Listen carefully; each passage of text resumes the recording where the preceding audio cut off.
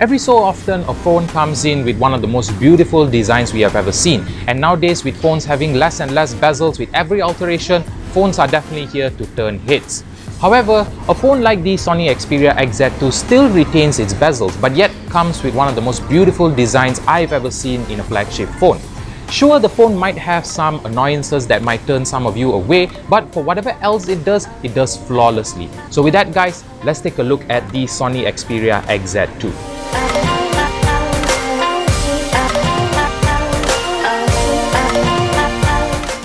The XZ2 comes with a curved glass back, mostly giving it its premium look and making it easy and comfortable to grip. However, the fingerprint sensor on the back is positioned at a very odd angle. It is placed at the bottom of the camera, which is an issue. Most of the time I find myself touching the camera lens rather than the sensor. I have to bend my finger in a rather uncomfortable angle to get the phone unlocked. Sadly, this makes me disable the fingerprint sensor and I'm left using the PIN code to unlock the phone. That aside, the phone comes with Sony's classic camera shutter button on the right of the phone, which can be used to quickly call up the camera and works as a focus button when it's half pressed and a shutter button when it's fully pressed.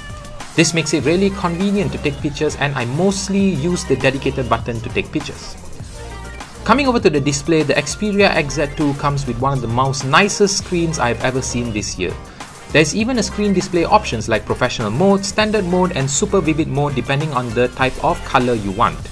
The option that I like the most is the super vivid mode, mainly because it increases the overall color clarity of the display, and of course it produces pretty colors.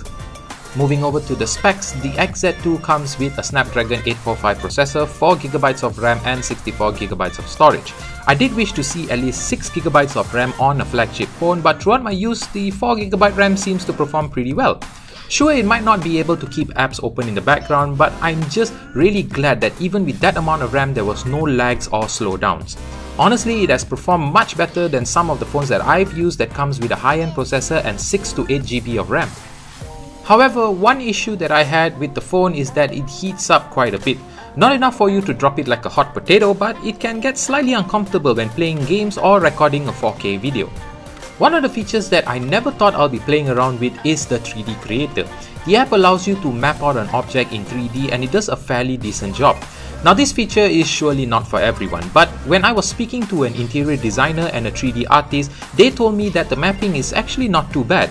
With a little cleaning and touch-up, they can very well use the 3D models generated by the phone in their work. So here's to hoping that Sony further improves this feature with the XZ3.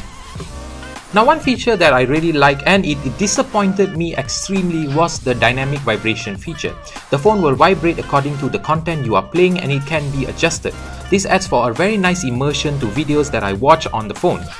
Where this heavily disappointed me is that it does not work with games. You would think that games would be the best place to implement this feature, but it looks like Sony thought otherwise. Heck, it even works with Spotify. Now aside from the dynamic vibrations, the speaker on the phone sounds really good. It might not be as loud as some other smartphones, but Sony took it upon themselves to offer great clarity, and I found myself watching videos just using the speakers without any headphones.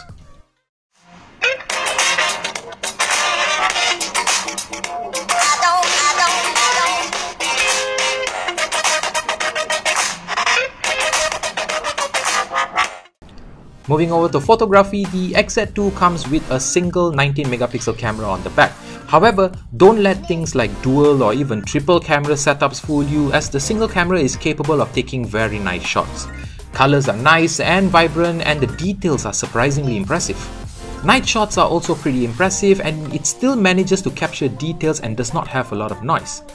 There is also a 960 frame slow-mo mode, and when comparing it to the P20 Pro slow mode, I found that the XZ2 beats it hands down, as you can see for yourself here when capturing a holographic display that spins to produce the image.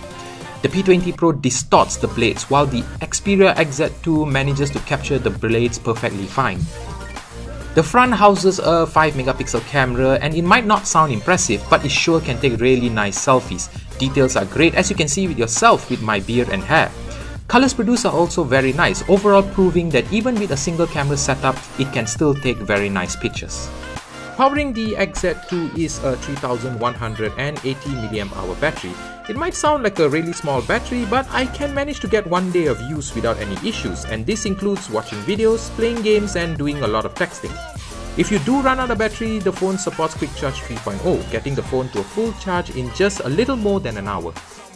So guys, there you have it. That is the Sony Xperia XZ2. Now, this is by far one of my most favorite phones when it comes to the design because of its elegance and sleekness. And it's just proven that with 4GB of RAM, if you optimize the software well and the hardware works in harmony with the software, then the phone still performs pretty well. And also, it comes with one sensor, and if you've seen the pictures that I've taken with this phone, with one sensor it still works pretty fine. You don't need 3 or 2 sensors on a phone. So with that guys, I hope you like this video. If you do give us a thumbs up, subscribe if you're not, because we take out videos like this every week. And of course guys, I will see you in the next video. And less bezels with every alteration.